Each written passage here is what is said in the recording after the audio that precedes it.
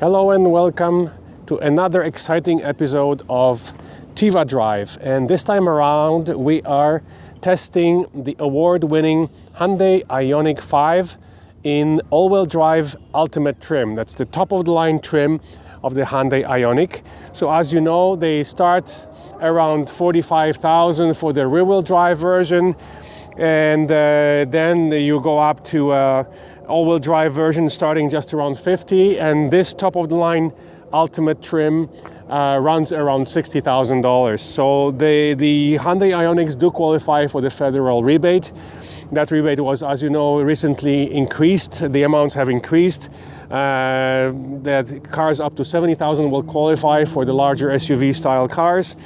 So here we are now, enjoying this Hyundai Ioniq 5 all-wheel drive ultimate. Let's walk you around and we'll show you inside, and then we'll take you as usual for a quick spin in the car to give you our impressions. Later on we will shoot also our fast charging experiences. So let us show you the car around. First of all, we'll pay attention. The car should unlock itself as I approach it. I have the key in my pocket, so the car may unlock itself as we walk around it. We wanted to point out to the neat square LEDs in front. If you want to check out the pictures at night, we have a lot of pictures available on our Facebook page. You have this part here, the louvers that open. They open specifically when you are in sport mode. So right now they are closed. They will open when you're in sport mode to allow for better cooling. You have your camera here, your parking sensors all around. Very nice modern design, quite a bit different from its cousin Kia EV6. So this being, let's walk around and show you the side of the car, the contrasting trim around the wheel wells, and we have the nice 20-inch upgraded rims and tires. I think this car is still running on its winter tires for now, so that may affect our consumption, but we will tell you what the consumption was so far driving around the city, and then we'll do a test driving up north as usual to our lake house and back, both in the highway speeds and side road speeds, to see if we can hypermile it to get the maximum range for this car. As you can see, it's got multicolored trim at the bottom as well. I don't have the exact name of this color. It's kind of a bluish gray color. I'll get the in the description of the video, we'll get you the official name for this color from Hyundai. This being the ultimate version, you also have the beautiful panorama sunroof. So it is a fixed glass sunroof. You cannot open it, but it does come with an electric blind that closes from either end. Beautiful. So normally this car should already unlock itself as I approach it with the key, and somehow it doesn't. Maybe I didn't go far enough away from the car. The car did not unlock itself. So what I can do is, the way you can unlock it, there's a button here on the door handle. You touch it and the car unlocks itself. So you can see that the handles present themselves, and the way you open it, you simply pull on that. Okay, so there we go. And the same with the rear. So normally, as soon as you approach it, the handles will present themselves. I'm not sure, maybe we were too close to the car after locking it. They did not present themselves, but if it doesn't happen, then you basically touch on this button here. All right, so let's keep our walk around. Same in the back. There is no way to unlock it from here. There is no touch button, so you have to use the front button to open the rear doors. The hatch opens, they call it the intelligent hatch. So there is no foot swipe. You cannot do it like this. It's basically, the only way to do it is if the car thinks that you need to open, if you're approaching it from the back and you stand in front of it for a few seconds, it may open it. So let's see if we can cause this intelligent hatch to open for us. So we will go away from the car. I don't know how far we have to go, and then we'll try and approach it still with a key in our pocket to see if the car will sense. It should flash the lights. There should be a beep.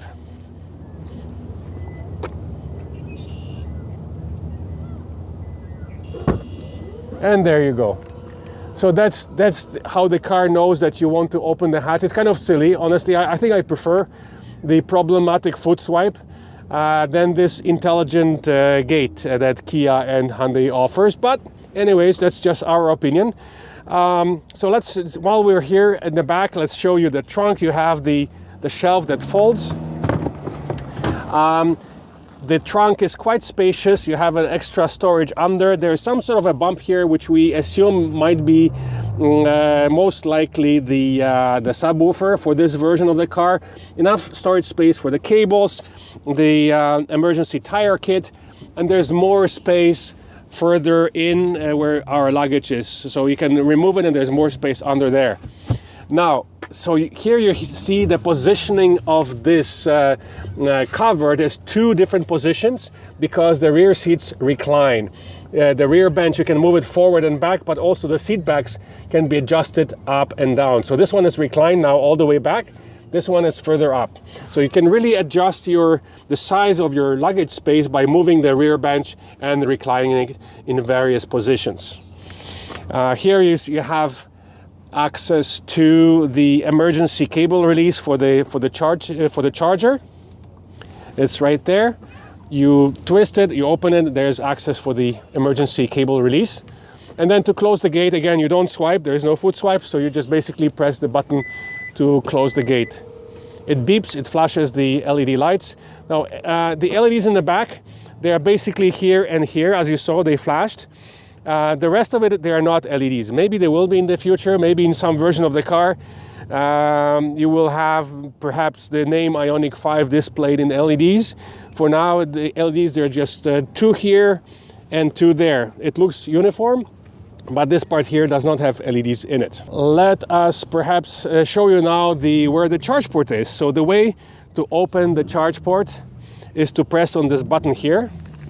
Sorry about the noise, somebody is revving an old BMW X5M, so they are making a lot of noise in the park.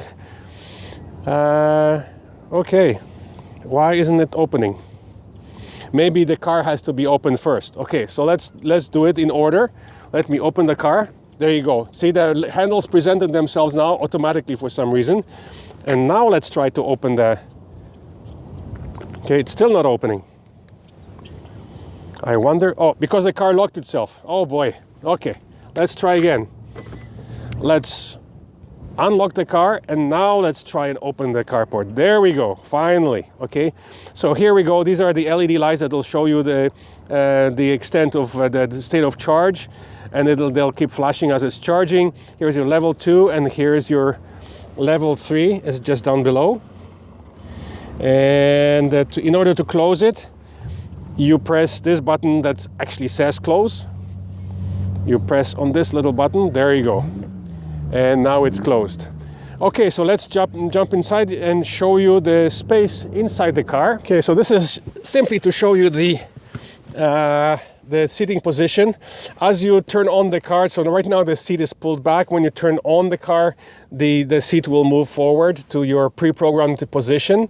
And all your seat adjustments are on the side. This ultimate trim comes with all kinds of adjustments, and there's also a footrest somehow here that I do not find personally very useful. It comes front and back, so this is how you move the seat. See, now this is moving forward. They call it a leg support. There you go. This is as high as it goes. So I'm not sure, for my position, it doesn't serve any purpose, but it's here. Maybe for some people who are less tall than I am, it may serve a purpose, and it folds back. Of course, the seats are heated and cooled. We did not discover massage yet, but perhaps during our driving section, we may discover that this car has a massage. A lot of them do these days. So the wheel is adjusted manually, so it's telescopic and up and down, but it's a manual adjustment. What we found is for people taller, like my son who is behind the camera, that the positioning of the gear shifter is too low. In most of the other cars, this is kind of a similar gear shifter to an i3 or an ID4, where you just shift it forward or back. And it's positioned too low, and it interferes with the tall people's legs here. So the only way to do it is pull the seat back beyond comfortable, or to have your steering wheel all the way up, in which case you may not necessarily see the entire screen. So the positioning of the gear shifter is a little unfortunate for tall people with long legs. Then we'll go through all the functions in a moment. For now, we just wanted to show you the space. You have this whole thing that, let me try and see where the button is. Here's the button.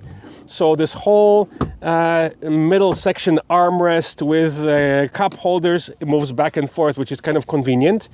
Okay, there we go. This is the rearmost position.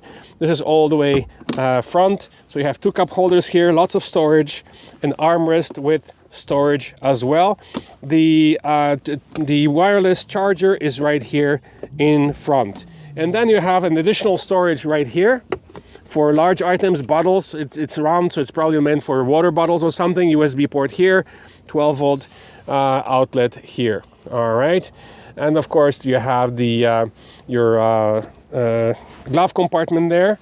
Let us show you the back space. So right now, keep in mind, I should turn the car on so that the seat moves forward to my ideal comfortable position. So let's do that. Let's turn the car on. Okay, the seat did not move forward because my son adjusted it. So let me move it to my comfortable position, which is, let's try again now. Yeah, this should be about very comfortable in both the wheel position and the seat position for me for driving. On the armrest on both sides are comfortable. So let's try and jump in the back to see how the rear space is. And by the way, you can pay attention to this beautiful panorama sunroof, and we will demonstrate the shades. As you can see, the shades are coming from either direction, front and back, and then they open the same way. We really like cars that have this huge panoramic roof that have the sunshades. Definitely helps on a hot summer day. Okay, so here we are in the back seat. You can see that the space is quite nice. A lot of space for the feet and for the legs, quite nice. And then the headroom is very decent as well. Okay, so here we go. There's the middle separation here. The seats are split 40-60, like in most cars these days.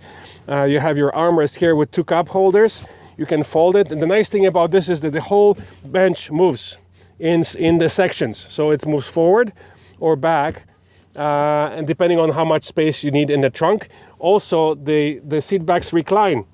It goes back. This is the most vertical position, and it has a lot of different positions, as you can see, going all the way back like this. Now you're almost lying down. So it's very comfortable. If you want to, I guess, enjoy beautiful views through the panorama roof, you can recline it back. In terms of the heating, there is no heating vents in the middle, but there's heating vents right here in the B pillar, right there, for the rear passengers. So here you only have storage and two USB ports. All right. Okay, so that's about all. The other thing that we wanted to show you is actually when we close the door, the Ultimate also comes with a window blind. Quite nice, very elegant, and makes it look very upscale. All right. So now that we showed you the rear trunk, now we're gonna show you the front trunk or frunk. You pop the hood just like in any other car. We're using that lever on the left side of the driver's seat. There's another lever you have to unlock. And here you see the engine compartment. There's no engine. There's a front motor and there's a rear motor because it's an all-wheel drive. And there's a little bit of a storage compartment. It's not a huge frunk, but there's a little compartment for storage for small items, maybe charging cables, maybe some other things. But as we showed you, there's quite a lot of storage in the back as well. So whatever it can be used for, it's good to have some extra storage in the car. Not very big though. We haven't paid attention to the rear-wheel drive model. It's very possible that without the front motor, the frunk on the rear-wheel drive version might be a little bit bigger. To be advised, we'll let you know once we test drive the rear-wheel drive version. So that's about it. Okay, so now we're gonna jump in and show you all the functions of the two screens in front of the passengers, and then we'll take you for a spin. Let's show you the screen, the menus, and the various functions of the screen. We'll start by We have the door open. We're gonna close it to show you that the seat automatically pulls back when you leave and then goes forward to your position when you arrive. There we go. So now the seat is in my driving position. So it's a nice little comfort feature, you know, that it kind of pulls back for you to exit the car, etc. So right now, as you can see, there's two blank black screens. The screens actually adjust the background. They're very light and bright during the day, and they automatically turn dark at night. The surrounds are light in this particular car. I'm not sure if there's an option for, I would have preferred an all black screen like in most of the other electric cars. We saw it in EQS, we saw it in i4, iX, etc., etc. So maybe there will be an option for a black surround, which would be my preference. It kind of works though with the color of we have a very bright beige off-white interior here, so it's very bright. So it maybe kind of works with that, with some gray accents, etc., some red stitching, and so on. So let's turn the car on and walk you through some of the features of the car. So here we go. You know, foot on the brake, start stop button is right here. So a little welcome sound. Hopefully you can see both screens. So you have the main dashboard here and the other screen for entertainment and climate functions here. There's also a climate section here that we'll go through in a moment. As we mentioned, the problematic location of this gear shifter, it's too low for tall people with long legs, but I'm okay. My son has even longer legs, he's even taller, so he has an issue positioning himself comfortably without hitting this with his knee, hitting the gear shifter. So that's something maybe for future generations of the Ioniq 5 for them to think about this design. You know, very similar shifters, we saw them as you know on i3 and on ID4, but they're positioned much higher. All right, so this screen here, the main dashboard, has all the main information: the speed, your range left, your state of charge. We're at 86%, and showing 353. Now the car starts as default in normal mode. The way you change the modes is with this button here. So you press once and you are in sport. Okay, the range it adjusts down to 342. You press again, you're in eco, the range goes up to 363, and then you press again and it goes to 353, right in the middle of those two in a normal mode. The screen colors change as well for each mode.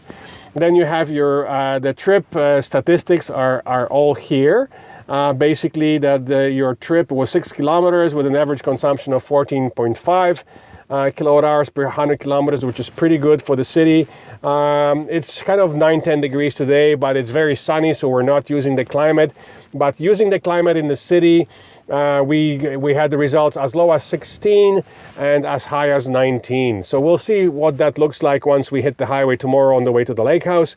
We'll report back on that after the drive, and we'll also report back on the fast charging session at the upper end of the battery first on the way to Barrie, and then on the way back we'll report on the fast charging at the lower end of the battery. Hopefully we'll get the car to below 30% to see how close we can get to that magical 300 kilowatt top charging speed, which very few people have been able to attain. All right, so we'll report back on that. So let's go back to the screens. So as you can see, there is this screen here. This is the main screen. It shows you the battery percentage and your ranges right here. Then you swipe right to have access to all your other functions. First of all, specific to the EV, there is an EV button right here. Okay, and so what that does is it gives you again this little visual of the car's battery, the range, and it lists actually the closest charging stations in the area as well, which is kind of interesting. So that's specific obviously to electric cars. Then on the right you see your Android Auto entertainment or your radio or XM Sirius radio positioning, etc., etc. So let's go back to the main screen. You have your map. And there you go. So cancel, adjust your regular navigation, back to home, navigation menu, phone, Android Auto is to go to your, so in our case, we're using Waze and we're using streaming service for the radio.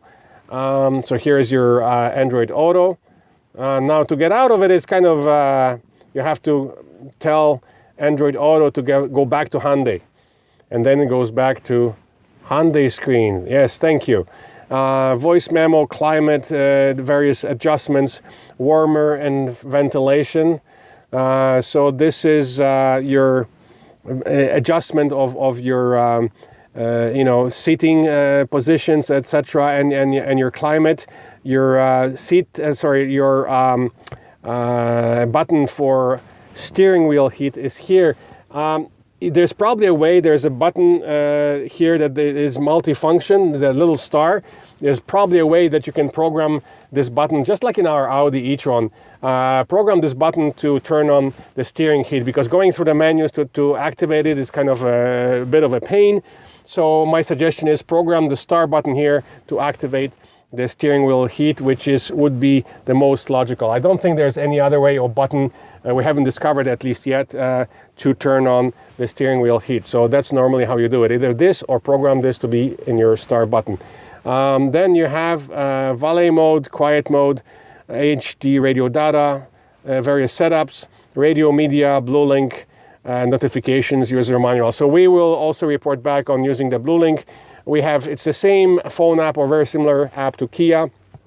So we'll send you some screenshots of what it looks like. We have already posted on our Facebook page if you want to check that out.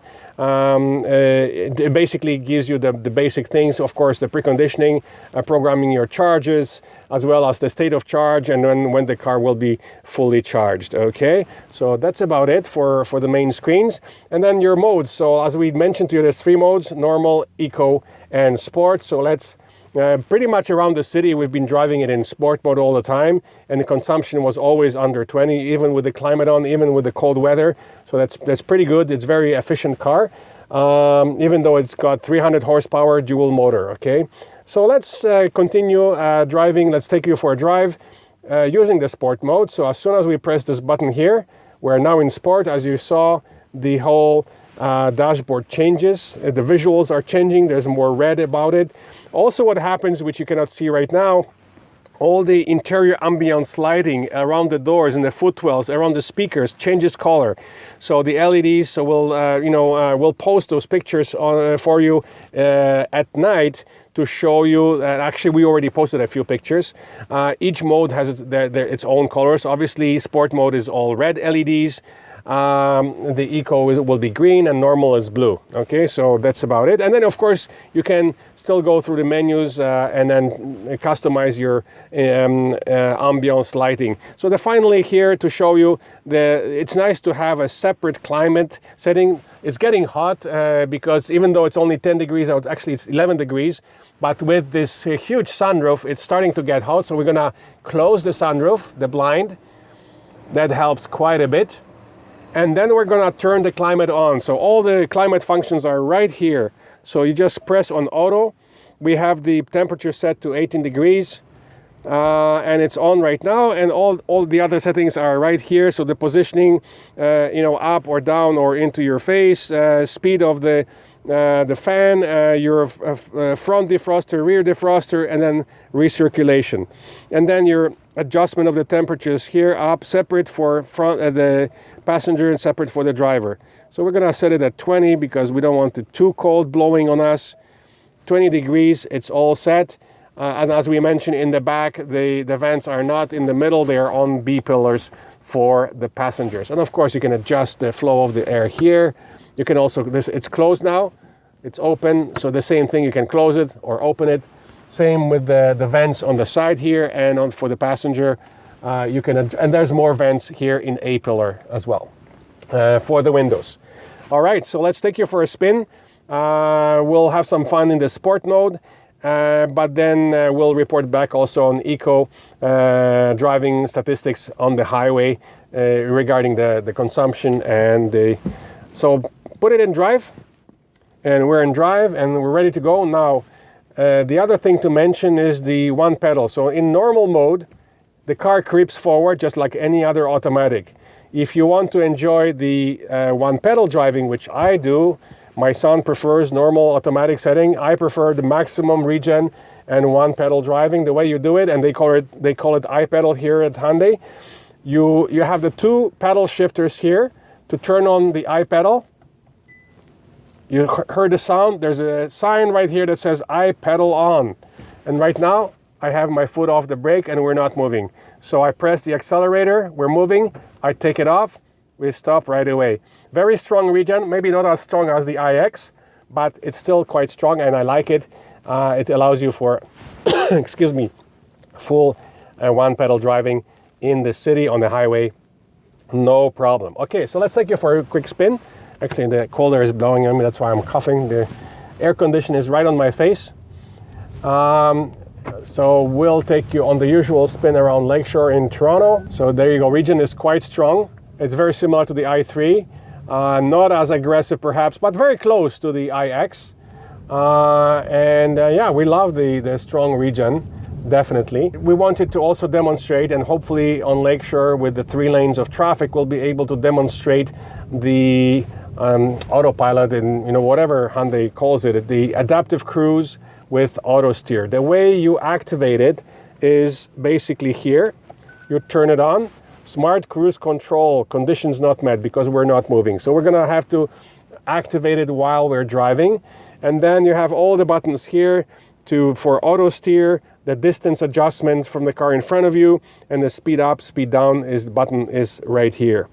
So this button here is all the various menus you see here. So all the trip meters, the various statistics, accumulated, drive info, after recharging, so various statistics. You change all that using this metal button here. There's also different menu options, as you can see, the driving, the autopilot view, the statistics, and that's it. So this would normally show you your navigation. Right now, because we're not navigating, it shows you the compass, and back to the visuals that show you which wheels are being driven right now. And then, so back to autopilot view and back to statistics. Okay, so all that is done on this side of the wheel. The other side of the wheel has phone functions, radio functions, volume buttons, etc., etc. All right, so let's put it back in the EV mode. So all the statistics, and now we're in accumulated info, so we should change it back to current consumption. There you go. So as the average now is very high because we just started and we turned the climate on, so it's average showing 37 kilowatt hours per 100 kilometers, but as we keep driving it's gonna start dropping very quickly. Again, our general impression of this car size-wise, again, it's sized between Model 3 and Model Y, so it's taller, definitely taller than Model 3. But it's not as tall as the Model Y. We already posted pictures side by side with Model 3. We'll try and find a Model Y for you, and we'll post a picture on our Facebook page so you can compare the sizes. The car is very fast. The 300 horsepower gives it a 5-second acceleration, which pretty much matches our Audi e-tron, which has 100 horsepower more. Yes, e-tron is heavier and bigger, etc. But this is quite impressive for an all-wheel drive car to have the 5-second acceleration and also at the same time be very efficient. So far in the city, like I said, our average consumption, we managed to keep it, even driving aggressively in sport mode, we always kept it between 16 and 19 kilowatt hours per 100 kilometers, which is very economical. So we'll see how that translates into the highway consumption. So right now we're on 3-lane Lakeshore. We're gonna turn on the, there you go, we're now in cruise control. We're gonna increase set speed to match posted speed. So this car actually has auto speed selection according to signage and posted speed limits. The auto steer, so it should be brake. I'm almost ready to brake just in case, but the car is braking nicely. And to turn the there we go. Now this button starts the auto steer. Now to start off from the red light, you have to touch the accelerator. So now it's going to follow the cars. With iX autopilot, the car would restart all by itself after even a long red light stopped. Here in the Hyundai, like with most other electric cars, you have to tap your accelerator. Of course, Tesla full self-driving, it's a different story. We're not comparing with that. So now car is in auto steer. As you can see, it's steering, even though we're in a curb lane. So ideally, you want to do it on the highway or maybe in the middle lane. So we'll try and change lanes so that the markings are pretty clear. And then the car should recognize it. We're coming up to another red light. It's auto steering. And it's not, and oh, it's, you see, sometimes it's kind of scary when you're on the bend and doesn't see the cars. It would brake at the last minute. So you have to be in control all the time. So now I have a brake on, so let me turn the car back on to, let's adjust it. So you adjust the speed with this button, so I'm trying to match the speed limit. There you go, we're back in adaptive cruise with auto steer. And the lane markings are quite clear. And as you can see, the car is steering quite nicely. Let's just see how quickly it'll warn me to put my hands on the wheel. As we saw in the example of previous cars we just drove, some of them, they had sensors in the wheel where it wouldn't let you let go of the wheel, just like the BMW iX, for example.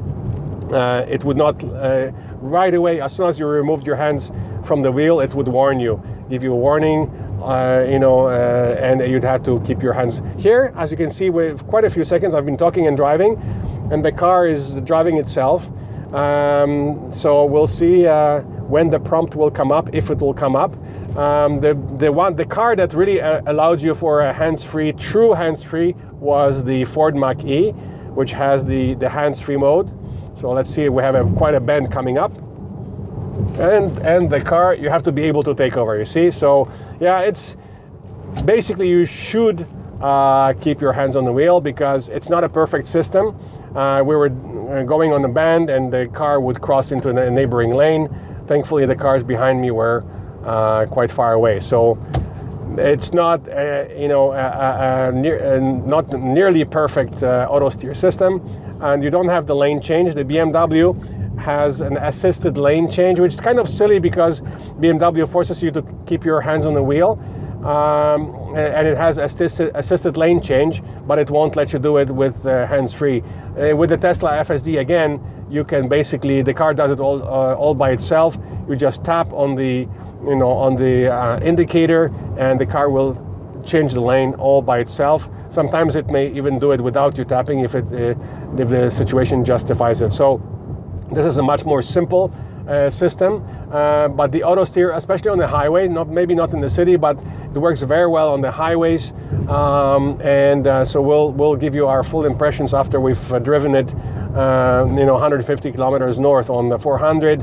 Tomorrow to our lake house and then back. We'll try and use it, do 2 different modes. We'll go in in both cases we'll do eco mode for the highway to see how far we can stretch the range. So far the range appears to be about 400 kilometers. We should be able to stretch it to 450, maybe even 500 if you consider the consumption. If you take the net 77 kilowatt hour battery size divided by the consumption, you should be able to do maybe even close to 500, especially in hypermiling mode. But in a normal highway mode, most likely it's going to be closer to 400, perhaps even less. So we'll report back on that, on the highway consumption and the range, maximum range, using both of these driving techniques. So what we do, as you know, is we take the highway 400 northbound using normal middle lane speed following traffic, and then we come back on using hypermiling methods on the side roads, doing not more than 90 kilometers per hour. And then we will report back on that, as well as our experience at the fast charging stations at the upper end of the battery and the lower end of the battery. So our Audi e-tron charges at 150 kilowatts up to 80% state of charge. This car, which has an 800 volt architecture, is supposed to be capable of over 300 kilowatts of charging speed. Others have tried in the colder weather. Today we're late April, almost in May. It's about 15 degrees. And we just plugged it in at 38%. Previously, yesterday at Electrify Canada in Barrie, we plugged it in at 70%. We went to about 90%. We were getting about 95 kilowatts of speed between 70 and 80%. Today we plugged it in at 38%. The car started charging around 120. It reached a top speed of 127. Right now we're already beyond 50%. We'll stop actually at 70% because yesterday we already tested beyond 70, so no need to go beyond that. So the car, the most we got, and this is, by the way, in both cases we plugged in at the 350 kilowatt charger, so the fastest version of the Electrify Canada charger. And they both, today we're getting about 127 top speed. Yesterday, as I mentioned, at the higher end, at the upper end of the battery, we got about 95. So we were not able to get over 300. It's quite possible that we need even warmer temperatures than today. It could be that the battery has to be at an even lower state of charge, which is exactly our experience with the Porsche Taycan. You only get that fast 270 kilowatt speed at the very bottom of the battery. Still, 127 is not bad. Okay, so let's check the charger. Let's see where we're at. Actually, we have reached, the charger just turned off. We just reached the 70% state of charge. So pretty much the car kept the 127 or so maximum speed of charging. We will post the statistics of the session from Electrify Canada app. We have been using the Hyundai Blue Link app as well, which reports on the speed inside the car. Also, we have the car reporting the charger speed, and there is a difference. The car always shows a little bit less of a speed, lesser speed than the unit itself. At this stage, we would like to mention our, issues that we had, and the negatives that we can think of about the car itself, before we tell you what we loved about the car. So, first of all, since we're in the back of the car, we mentioned the nice LED lights in the back. However, our beef with the car is basically the lack of rear wiper. Many others reported on it, and we wanted to try it ourselves. The fact that this car doesn't have a rear wiper, this rear windshield gets really dirty. We were driving in heavy rain, and we couldn't see anything through the rear windshield. So apparently, based on the feedback from owners, Hyundai decided that they will install in future versions of the car. So the rear wiper might be coming. Hopefully it'll be coming from the top here. So, wiping in this direction would be more logical than having one at the bottom, not to spoil the look of the car. The most logical spot would be to put the rear wiper that's hinged at the top. Another issue that we would like to be fixed, perhaps with future over-the-air updates. So that's a physical installation. So they have to change the design of the car to include the wiper. Other issues may be solved through over-the-air updates. One of them is lack of preheating of the battery in the winter for the fast charging sessions. Let's just unplug the car. So basically, it's very easy. You just unplug it, you cover it up, you press the close button, and we're done.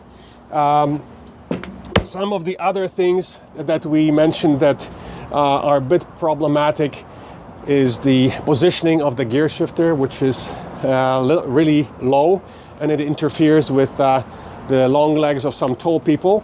Another issue is that the auto steer system does not warn you when it turns off.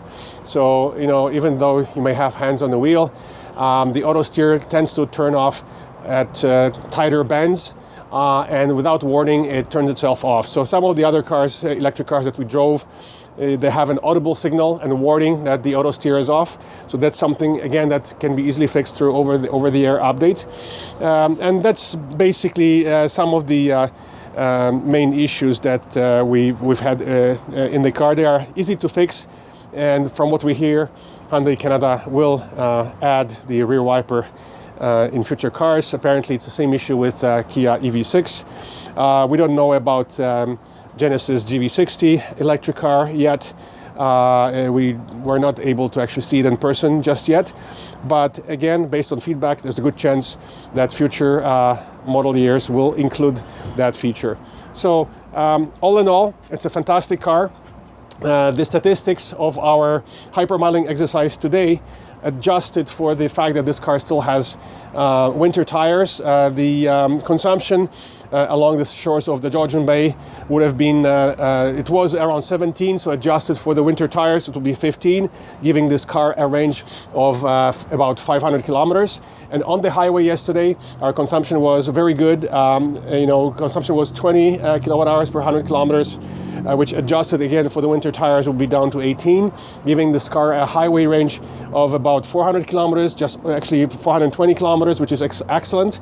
And that was using the eco mode and going middle to left lane speed. So not, like a normal highway speed following traffic in middle to left lane, allowing to pass semi-trucks on the highway. So again, fantastic electric car. We love the design. It's really comfortable inside. The seats are very comfortable. Many ways to adjust. The rear bench that slides back and forward and reclines is excellent. You can increase the size of the trunk. Lots of space today. We posted pictures with this car fully loaded with some gardening supplies. So it has lots of space for rear passengers, lots of space for luggage. It's a great family car. It will be very popular. Today alone on our way back, we saw at least 5 Ioniqs, and that was in the middle of nowhere, driving from Collingwood to here in Milton. So we saw them up north, we saw them on the way, and we see them in Toronto all the way. They are very popular. It's a great deal of a car, starting at $45,000. We even had Model Y owners stopping and asking us about it. It's a great alternative to Model Y, and it is substantially cheaper as well. So again, do not hesitate to ask us your questions in the comments below, and as usual, do not forget to press that subscribe button on our channel to be notified of future EV reviews.